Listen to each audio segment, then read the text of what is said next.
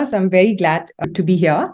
So the way I'm going to go about this presentation is to start with the key motivation for the PhD project, what got me to think about dams. The where, so what is the context within which the project is set, the what, which is what are the main research questions that were driving this project, and what are some propositions that I make. And finally, the most important question, I think, for any research project, which is the so what?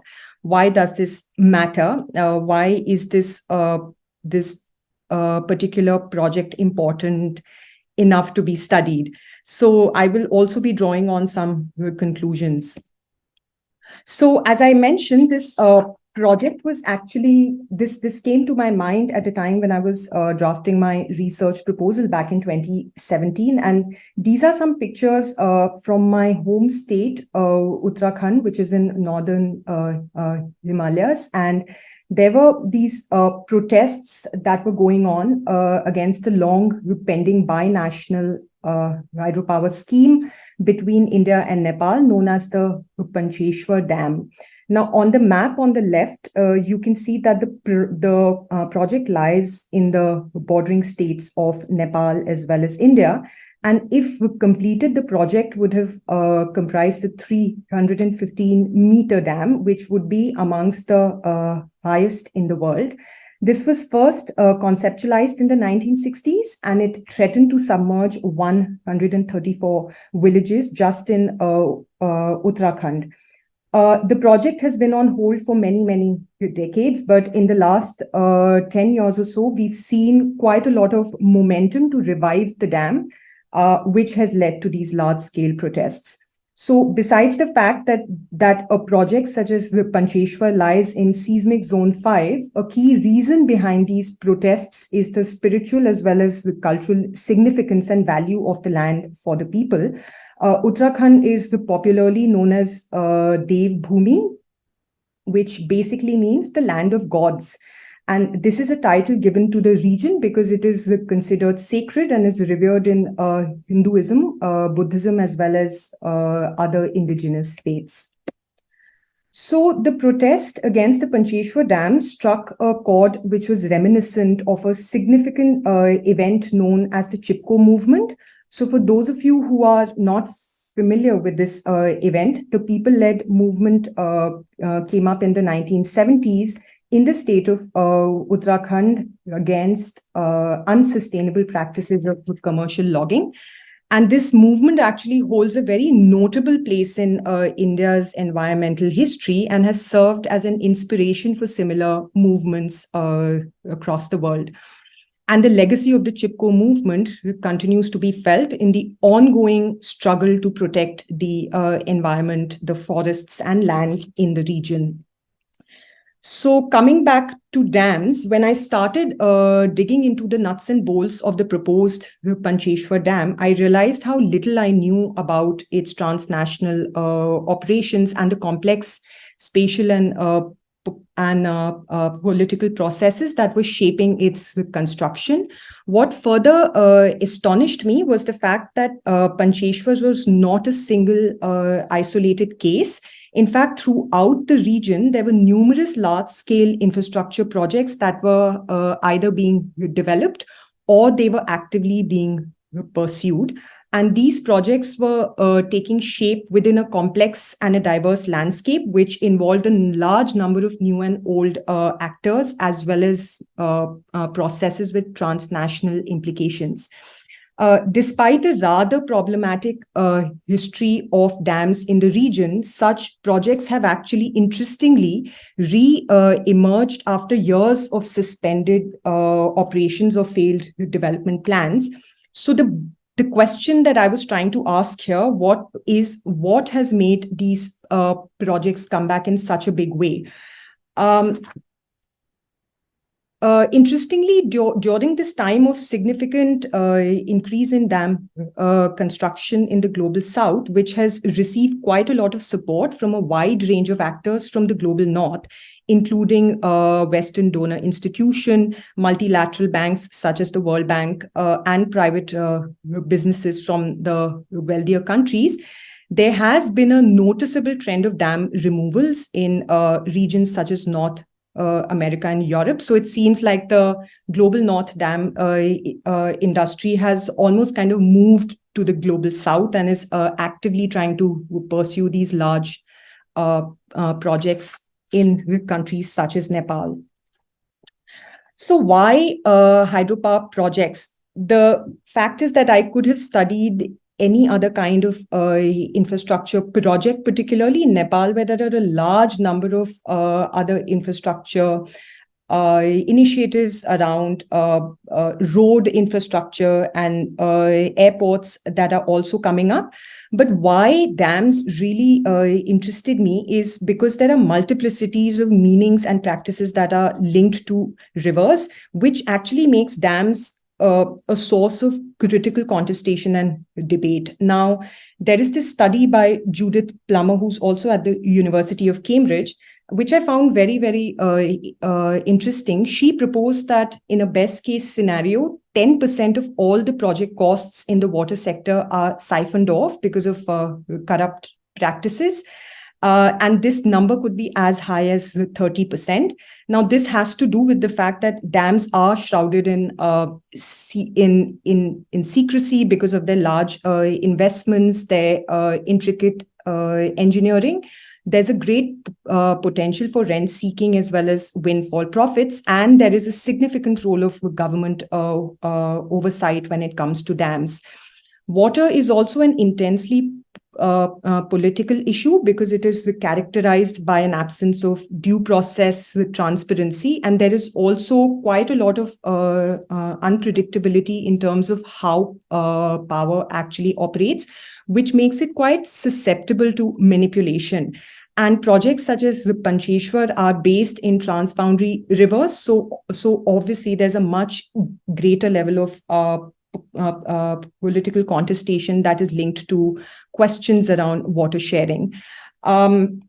So, in fact, on the right, what you see is a paper that I published during my PhD. This came in the Journal of Environmental Science and Policy. And what we found is when we took a comparative view on the similarity and the differences between the water and the energy sector, we saw that it is actually much easier for countries to cooperate on energy, but not on water. And the reason being that water discourses are just so securitized, while energy comes to be seen as a commodity that is up for sale, for use, and for exchange, rather than as a source of security risk. So these are just some of the other publications that came out during my PhD, and this looked at different perspectives. I'm very happy to share a link of these if anybody might be interested. So moving on to my PhD project, instead of the Pancheshwar Dam, I actually decided to look at the Arun 3 project. And the reason being that this actually grabbed my eyeballs quite a bit, because this was a major controversial project that came up in the 1990s. This was to be funded by the World Bank, and the World Bank had to pull out in 1995 because of massive protests that had started. And you'll actually see in the next slide that this 50 years is enough movement really kind of targeted the World Bank for being a leader in sort of promoting these large-scale schemes in countries such as Nepal as well as in India, where these projects were seen as something that was imposed by external experts and that did not necessarily meet the developmental needs of countries such as Nepal as well as India. The 1990s, if some of you remember, was also a time when transnational environmental movements were actually right at their peak, because there was also much greater awareness of the adverse social as well as environmental impacts that are linked to dams. So just to go back to my previous slide, on the left, the picture is actually taken by me. This is from the project site. This just gives you a sense of the kind of work and the scale of operations that go on in a rural part of the country. This project is actually based in eastern Nepal in a district known as Sankhuva Sabha, which is about 650 kilometers away from the capital city of Kathmandu. Right. So there's actually quite a lot of fanfare around this project, because after decades of trying to come up with a cooperation plan, the government of India and Nepal finally managed to push for this landmark project, which is sort of known to be symbolic of this new era of Indo-Nepal bilateral relations. So there's obviously a huge amount of geopolitical force that is involved here as well. The important thing to remember here is that Arun 3 is actually the largest hydropower scheme that is being pursued in Nepal ever. It is largely export centric, which means that barring the amount of power that Nepal needs to meet its own domestic needs, most of the other power is going to be exported to India as well as Bangladesh via transmission lines. And this project is going to be funded as well as built by an Indian public sector player known as Satluj Jal Vidyut Nigam, or SJVN. This is the first time that an Indian company, public or private, has pursued a project of this size and scale. And it matters a lot for South Asian politics, because this project has been signed despite a very long and a very contentious history of interstate as well as intrastate water sharing problems that have been there between both the countries. In fact, Arun 3 has been hailed as such a successful deal that it has paved the way for signing of 3 more mega dam projects under similar terms. And there is now a larger plan to create a regional energy grid where smaller economies such as Nepal and Bhutan that are rich in water reserves can then supply excess hydropower to their neighboring countries, India as well as Bangladesh.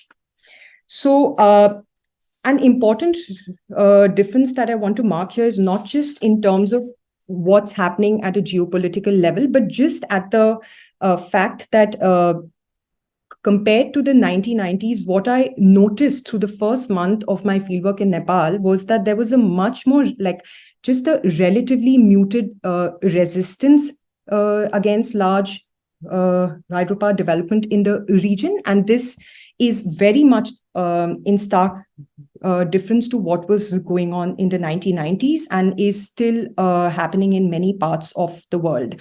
In Nepal, at least, there seems to be a nationwide consensus that there are very few alternatives that are available for developing Nepal's economy.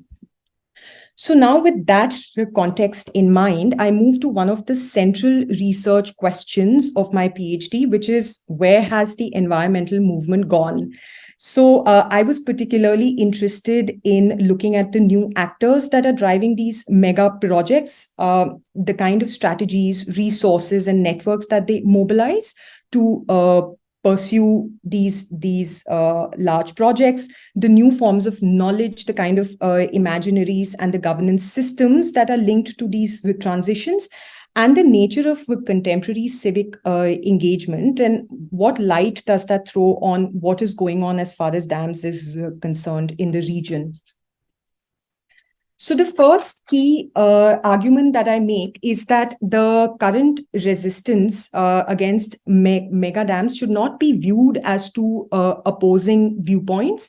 It is rather a diverse spectrum of resistance, which is situated on a broad continuing. So it ranges from like outright opposition to a much more cautious or reform-centric view on dams. And this diverse response is a product of deliberate actions of dam builders as well as planners. And what I show in the next few slides is that over the last 10 years in Nepal, several regulations and economic incentives have been created to promote and to facilitate this transition to large hydropower. And consequently, the conflicts that have come up between project opponents and those who genuinely believe that Nepal needs these dams, it is largely this conflict has actually been facilitated by the role of marketization, financialization, and as I said, the creation of these new institutional mechanisms as well as experimental governance practices. The second key argument that I make is that this civic space is not just facing increasing internal fragmentation, but it also has to deal with a very complex and interconnected web of state as well as non-state actors who are shaping various outcomes. And what that has done is that it has substantially weakened the ability of anti-dam activists as well as affected communities to present a unified and a strong stance against large projects of these kind. So let's quickly look at the complex web of actors that are at play here. So this is a map that I put out there in my PhD as well. And you can see that up until the 20th, up until the early 2000s, dam development largely relied on three major actor groups, that is national governments and their institutions, the dam building industry, as well as engineering companies, and bilateral and multilateral funding institutions, particularly the World Bank. What has happened in the 21st century is that we've seen several private and state companies and development banks increasingly become part of this dam building architecture, notably actors from the global south, particularly China as well as India, and their dam building apparatus, which comprises private players, public players, and the export credit institutions, have now become the major dam builders as well as investors. And they promise to deliver development outcomes that are different from the so-called traditional donors. So what I've found is that this actor web is actually much more populated. There are a diverse group of actors, and then there are also all sorts of varied interactions between them. And this change has largely been led by newly dominant economies such as India and China, and they have entered this dam building arena due to powerful market forces as well as significant shifts in geopolitical as well as economic power. And as a result of that, activists are now forced to recreate or reshape their strategies in response to this networked and dispersed forms of governance that has replaced the previously mostly top-down organizational structures. So this is actually a quote on the right that you can see from one of the respondents that basically says that in recent times, we started following specific dams and realized that there are all of these new actors that are coming in. Before it was just the domestic state-owned companies, but now it is not just the private sector. Even foreign institutional actors such as big banks are bringing in big money. Most importantly, these players are invisible. We don't know who they are and how they operate. So this brings out some of the complexity around just mapping the range of actors that are now playing a major role in driving these projects. This is an example of the complexity in the case of infrastructure financing. So it's not just the actors, but but also the financing, which has become much more complex. This is largely because of what is known as blended finance, which combines the government aid with other public as well as private resources, particularly in the case of large energy projects. Just because of the large amount of capital that is required, there is almost always an engagement of a complex mix of investors, lenders, public finance, as well as multiple legal agreements. So equity for the dam actually comes from various sources, which includes the off-taker. So the off-taker is the party that actually purchases the power from you. It could come from the contractor, which basically covers all engineering companies. It could come from the developer, who's also called a promoter. So that is a party who takes on the contract for actually building a hydropower project and is responsible for driving it towards a financial closure. It could come from the project company, which is a special purpose vehicle, which is established to actually develop the hydropower facility. So this sort of a complex financing is reflected even in the case of the Arun 3, where there are a large number of Indian commercial banks, Nepali commercial banks, India's export-import bank, and then there are concessions that have come from the government of Nepal and loans that are coming from the IFC. So while this is a great way to supplement funds from diverse sources, what this has done is that it has also produced a lack of transparency, accountability, and stakeholder participation. Basically, just mapping where the money is coming from becomes extremely important, because then you can hold those actors accountable. And also it allows you to generate an evidence base around the effectiveness of the projects that are financed. But this sort of a complexity actually does not allow that at all. So this is just to give you a sense of some of the comments that I heard from civil society activists that were particularly concerned about these complex financial processes. So one activist said financial processes have become very discreet. There is a huge lack of transparency as well as information. There is no clarity on the World Bank's involvement in dams. It is difficult for us to wrap our head around the complexity. And to know the stakeholders opens up areas for advocacy and allows us to engage with them. And it allows us to demand transparency and advocate our viewpoint.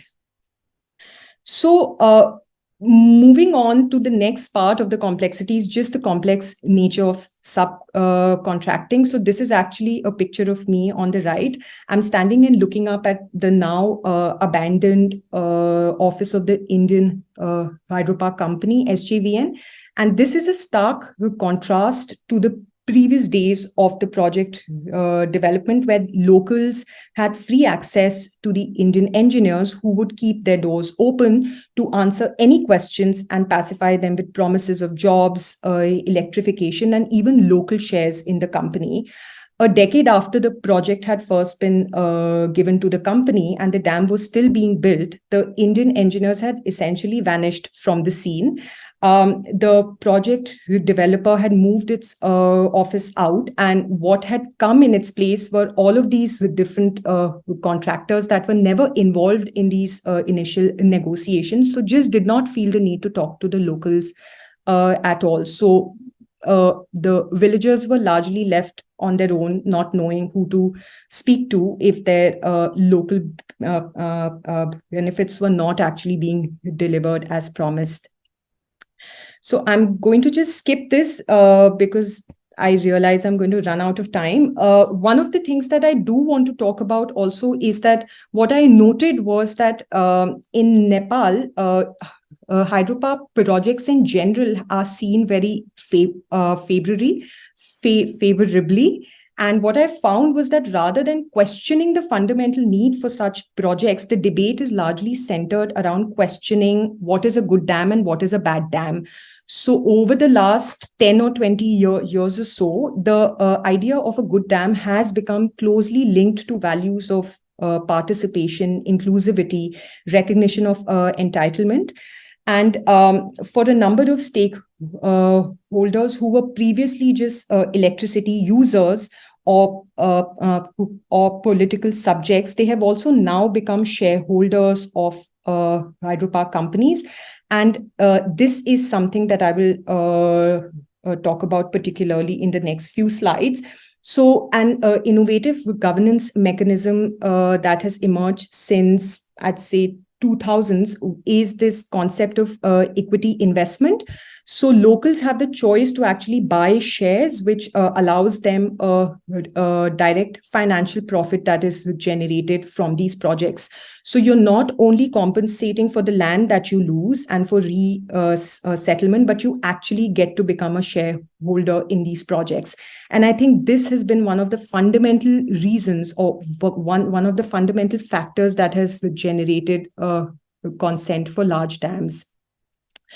Hydropower is now seen as a very lucrative opportunity that gives a chance to the local people of Nepal to secure a long-term stake in Nepal's imagined future.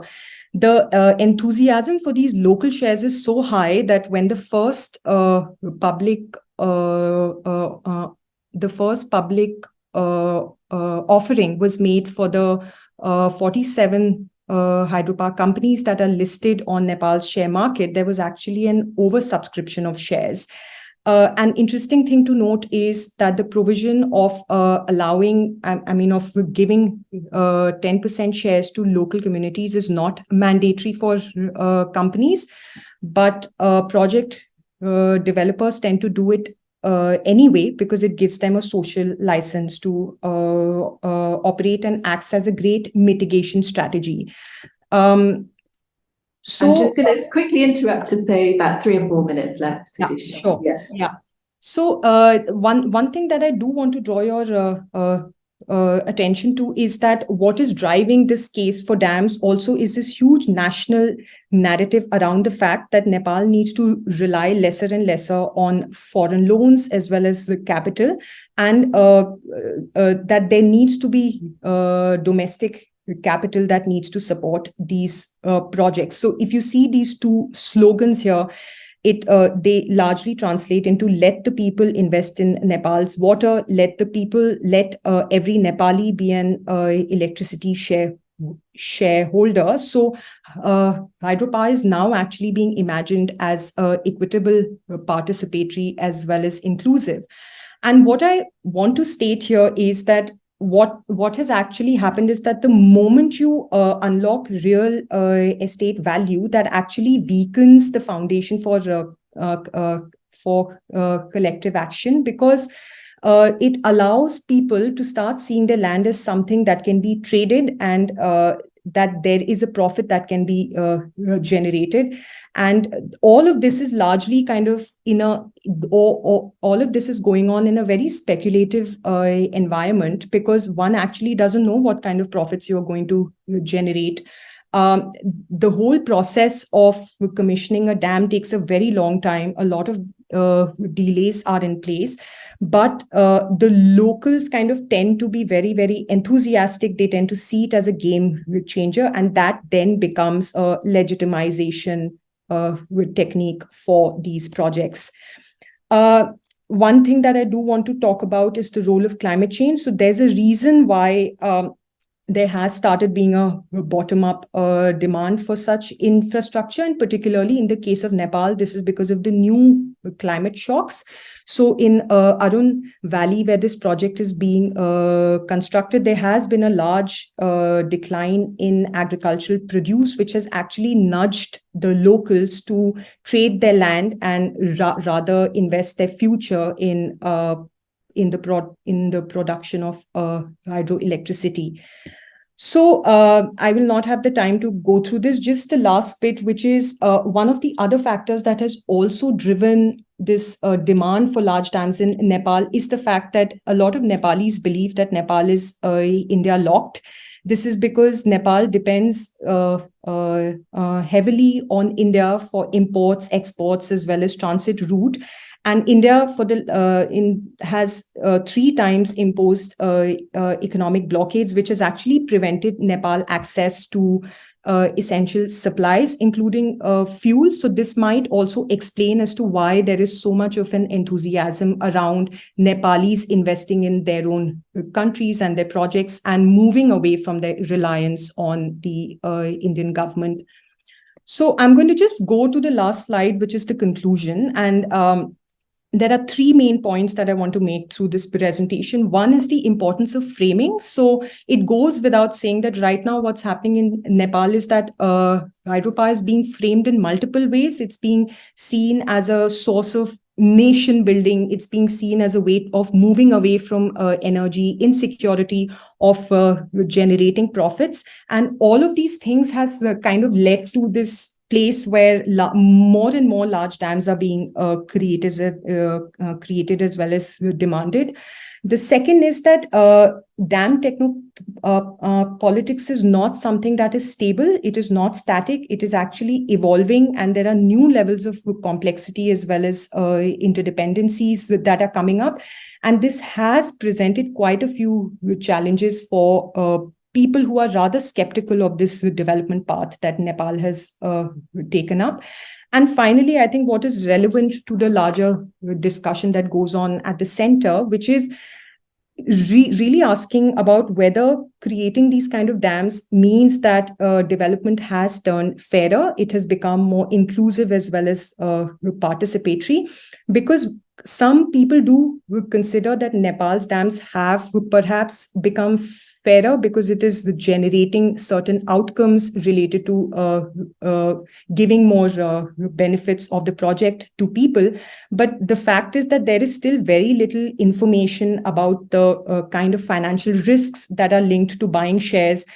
People still don't know who to reach out to if they don't have access to the benefits that have been promised. So is participation really just about providing a diversity of opportunities for engagement, or do we have to go a step further in making sure that participants are actually well informed about the topic and that they get a chance to form a more well-rounded opinion on whether these projects need to be constructed or not. So with that, I will end my presentation. Thank you.